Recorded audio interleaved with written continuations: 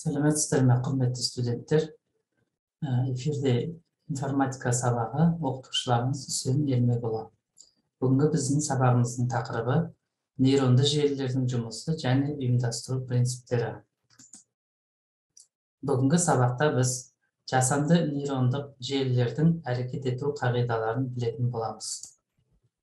Жасанды нейрон, яғни нейрон дегеніміз не? Ол ақпаратты қабылдап алатын, онымен қарапайым есептеулер жасап, әрі қарай тарататын есептеу бірлігі. Олар кіріс, жасыл, жасырын, көгілдір және шығыс, сары деген үш негізгі түрге бөлінеді. Нейронның салмағы болады. Яғни бізде жасыл кіру қабаты болса, онда жаңа көгілдір жасырын қабаты, яғни ортаңғы қабаты, шығу қабаты ол бізде сары. Нейрондық желілер ол адамның жүйке, яғни нерв жүйесінің көшірмесін алуға негізделген жасанды интеллект саласындағы бағыттардың бірі. Ғалымдар 20 ғасырдың ортасында жасанды желінің моделін жасауға тырысты. Басты мақсаттарының бірі адамның санасын жасанды жолмен жасау идеясы болғандықтан, адам тәрізді ойлай алатын жүйе жасамақ болды. Нейронның денесіндегі жиынтық қозу белгілі бір шектен асып кетсе, нейрон аксон арқылы басқа нейрондарға сигнал беру арқылы қозады. Яғни жасанды нейрондық желілер тек сигналды қабылдау, оны түрлендірумен басқа нейрондарға беру сияқты қарапайым қасиеттерді ғана модельдейді. Мұндай құрылым жасанды нейрон деп аталады. Өздеріңіз көріп отырғандай осындай жүйеде схемасында осылай берілген. Жасанды нейрондық желі, яғни биологиялық нейрондық желілерді ұйымдастыру және олардың жұмысын істеу принципі негізінде құрылған нейрондар желісінің математикалық немесе компьютерлік моделі. Басқаша айтқанда, жасанды нейрондық желі өзара әрекет ететін жасанды нейрондар жиынтығы. Өздеріңіз көріп отырғандай, яғни кіріс ақпараттар біз X пен белгілейтін болсақ, синапстар, яғни белгілі бір салмаққа ие болғандықтан, оның салмағын біз W мен белгілейміз. Олардың барлығы бір топқа топтасады, яғни нейрон ұяшығына, сосын кейін барып шығыс ақпараттарына шығады. Желінің негізгі буыны синапстар. Себебі олар сигналды күшейтеді немесе әлсіретеді.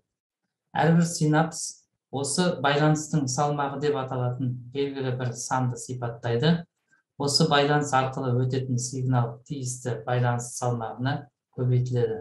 Яғни өздеріңіз көріп отырғандай, бізде көгілдір ең аз болып, өлшемі аз екен, яғни W1. Сары бізде орташа, ең көбі бізде орташа.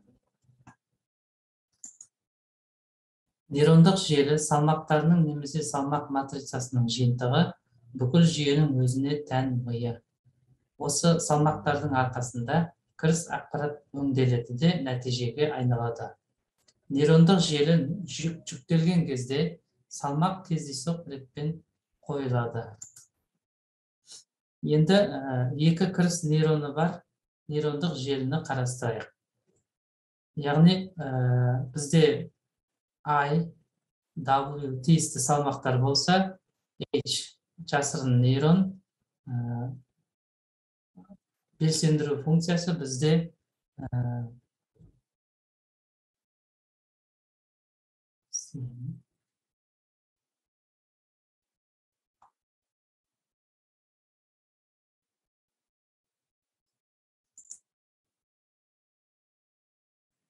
H бізде жасырын нейрон болса, онда фин белсендіру функциясы болып табылады.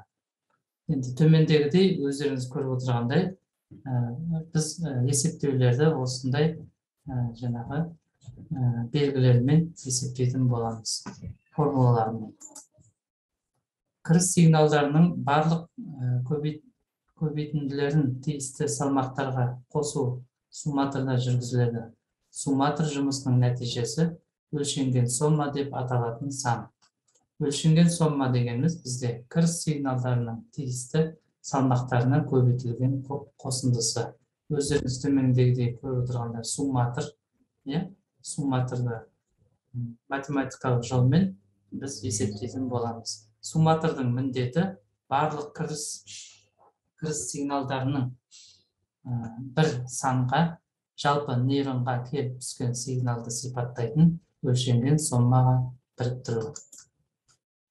Бір жасанды нейронды қарастырайық. Оның міндеті киноға бару немесе бармауды шешу. Ол үшін оның кірісіне әртүрлі деректер береміз. Біздің нейронда 4 кіріс болсын делік.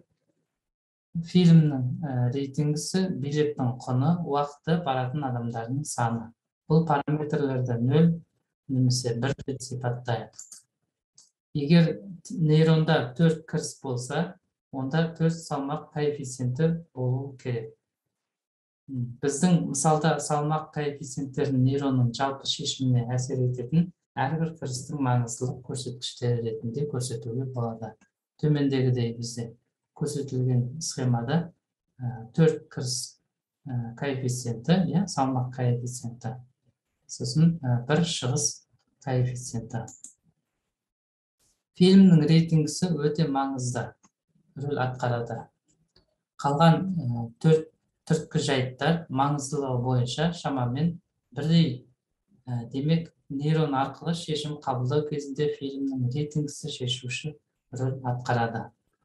Нейрондардың кірісі біз 1, 2, 3, 4 деп белгілесек, нейронның кіріс сигналы, яғни 1 бізде 1, 2 бізде 1, 3 бізде 0, 4 бізде 0. Нейронның кіріс сигналы. Енді кіріс нейрондарының салмақтары. 1 бізде 4, 2 бізде 1, 3 бізде 2, 4 бізде 2. Енді кіріс салмақтарын кіріс сигналдарына көбейтеміз. Яғни 4 пен 1-ді көбейткен кезде 4 болады. 1 мен 1-ді көбейткенде 1 болады. Енді 2 мен 0-ді көбейткен кезде 2 жағдайда да бізде 0 болады. Өлшенген соманы шығысқа жай ғана беруді пайдасы жоқ. Нейрон оны қалайда өңдеп, тиісті шығыс сигналдарын қалыптастыру керек. Белсендіру функциясы фин бізде өлшенген соманы аргумент ретінде қабылдайтын функция. Бұл функцияның мәні нейронның ол шығысы болады. Нейрондық желіні оқыту процесін қарастырайық. Яғни ең бірінші бізде оқыту іріктелімі. Одан шығады оқыту іріктелімнен мысалдар таңдау. Мысалдарды таңдайық. Мысалдар нейрожелілер арқылы сигналдарды таратамыз. Желінің жауабы қатені есептеу. Енді жауабының қатесін есептейміз. Егер де қатесі аз болса, желі оқытады. Ал енді қате көп болса, желі салмағын ыңғайлайды, қайтадан апарып мысалға таңдауға қайтадан соған апарады. Нейрондық желіні оқыту. Ол кіріс белгісі өткеннен кейін бізге қажетті шығысқа желі бойынша өзгерту мен салмақты коэффициенттерді теріп іздеу. Бұл анықтамада оқыту салмақты коэффициенттер мен нейрондардың межелік деңгейлерін анықтауды білдіреді. Өздеріңіз көріп отырғандай төменгі жүйеде, схемада өздеріңіз қарауға болады.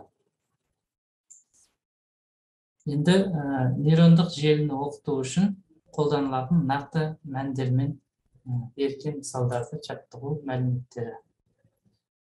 Қазіргі таңда нейрондық желілерді модельдеу үшін көптеген бағдарламалық жақсартмалар бар. Олар бағдарламалық имитатор немесе нейропакет деп аталады. Мұндай бағдарламалық жасақтамалар қолданушы үшін кәдімгі компьютерлерде компьютердің ортасын имитациялайтын бағдарламалық қабыршалар. Кейбір нейропакеттерді атап өтейік. Яғни төмендегі тізімдегі нейропакеттердің атауы көрсетілген. Өздеріңіз қарап отырғандай. Енді нейрондық желілердің қолдану салалары.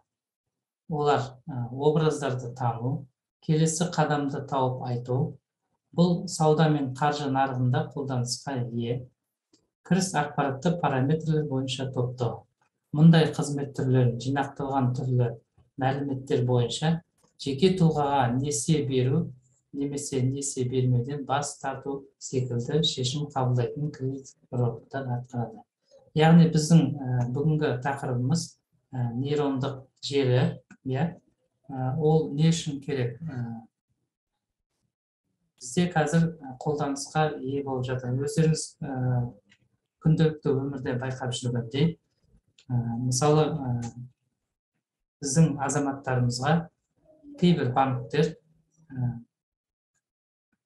кредитті осы роботтар береді. Яғни, ол азаматқа кредит берілу керек па? Ол азамат болашақта сол кредитті өтей алады ма, жоқ па? Осы нейрондық желі арқылы анықтайды, роботтар анықтайды. Тыңдағандарыңызға рахмет. Сау болыңыздар.